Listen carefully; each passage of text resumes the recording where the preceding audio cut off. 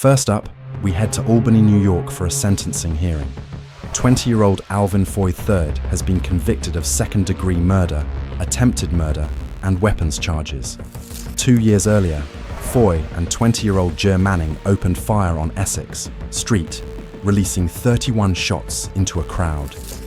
One of the stray bullets struck 18-year-old China Forney in the back. The high school senior was rushed to a nearby hospital, but tragically did not survive her injuries. Today, the defendant stands before Judge Roger McDonough to hear his sentence. But first, as Foy flashes a smile, China's sister, speaking off camera, delivers a victim impact statement. When Foy's smile turns to laughter, Judge McDonough steps in. Excuse me, sir. Let the record reflect that the defendant is laughing during the victim impact statement. Regardless of whether you admit to brutally murdering her, you wouldn't sit at sentencing and laugh about it. That's, sir, your time to speak is ended. Judge McDonough sentences him to 25 years to life in prison. Next, we go to Riverview, Florida for the life sentencing of Ronnie O'Neal, who now faces final judgment for the tragic deaths of his ex-girlfriend and young daughter. Crimes that captured attention across the nation. He showed no sign of remorse. I am not sorry for something I didn't do, and I am not sorry for the things I did do. His words came as no surprise to the family of Kenyatta Barron. It's the same reactions he's always had in life. It's the same reaction that caused him to commit these murders.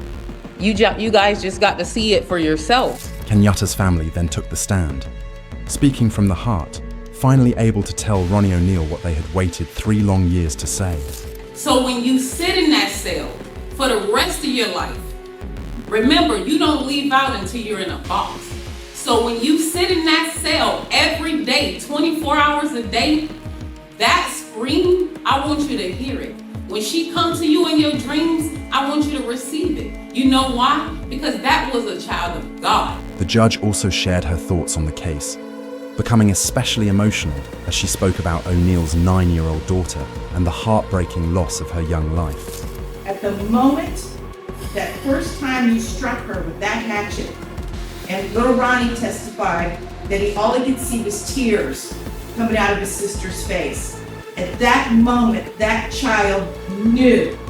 She knew she was being betrayed in the cruelest, most tragic and sorrowful way that a child could ever be betrayed. She was being betrayed by her parent, the one person that should be there to protect their children and love them and keep them from harm. Ronnie O'Neal will spend the rest of his life in prison without the possibility of parole, a decision Kenyatta's family considers a measure of justice, even though he was not sentenced to death. Next, we take you to Cincinnati, Ohio, where 23-year-old Jalil Smith Riley faced sentencing. A 20-year-old Portia Brooks was sitting in her car with her boyfriend, Aaron Martin, when Smith Riley and 2 other men approached, attempting a robbery. Security footage captures the group moving toward the vehicle. Smith Riley ordered Martin to step out, and when he had no cash, Smith Riley shot him in the head, leaving him with permanent brain damage. There was a guy outside of the car who looked like he was bleeding from multiple spots. Smith Riley then leaned into the car and fired at Brooks. There's a lady in it, and she's bleeding. She died 3 days later. After a lengthy investigation, police arrested Smith Riley and charged him in both shootings. To avoid the death penalty, he pleaded guilty to aggravated murder and attempted murder. He now faced a sentence ranging anywhere from 23 years to life without parole. Before sentencing, with victim Aaron Martin present in the courtroom, the family of Portia Brooks addressed both the court and the man who destroyed their lives. He killed me mentally, emotionally. He killed my identity as a mother of 3, as a family of 4. This is what I have left because of his greed, his selfishness, his complete disregard of and disrespect of others and life. This is what I have left. I talk to her, I kiss her, I hold her. But as you can see, I get nothing back except the reality that she is gone. Next to speak was Portia's younger sister. He wants parole. Well, I want my sister. Let's trade. I have to deal with life without Portia, so he should deal with life without parole. Then came Smith Riley's turn as he tried to persuade the court that he deserved mercy. Sorry. Go back and win. I'm so sorry. This is gonna come over. His attorney followed, offering final words on his behalf. This is somebody that feels genuine remorse. This is somebody that thinks about this every day, and he knows that he can't go back in time and undo what he did. At last, it was Judge Charles Kubicki who delivered the final decision. Or defendants serve a term of life without parole.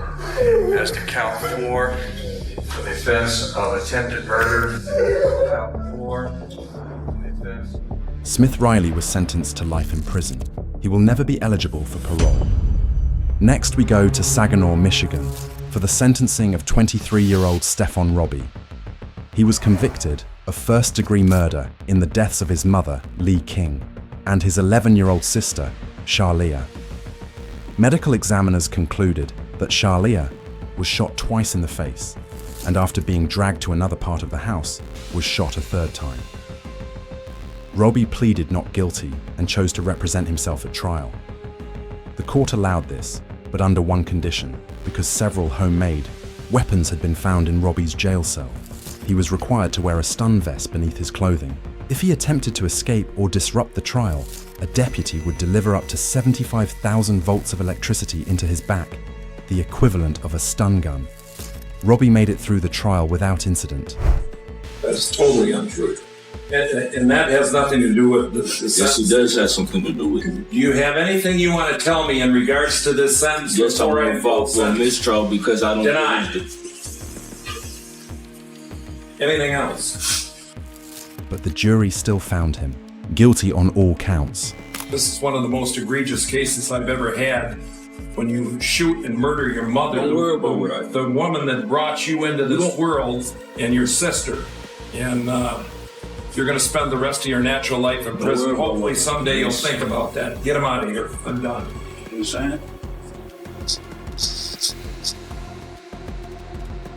Stefon Roby was sentenced to life in prison without the possibility of parole. Next, we go to Cleveland, Ohio, where Joshua Lynch was sentenced to 28.5 years to life for the murder of his estranged wife.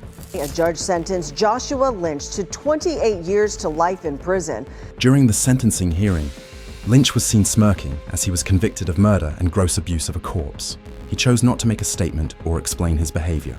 Then, an emotional scene unfolded inside the Cuyahoga County courtroom as the family of 34-year-old Yvonne Ferguson spoke about their pain after losing a loved one who was shot and killed. Looked this man in his face like he looked my sister in the face and shot her cold-blooded with a hollow-tip bullet. We are completely destroyed. The devastation came more than a year after Joshua Lynch fatally shot his wife at close range. He walked up to his wife, who was on the phone with another man, and decided to shoot her twice in the head while his 7-year-old daughter was present. Lynch's attorney appealed for leniency.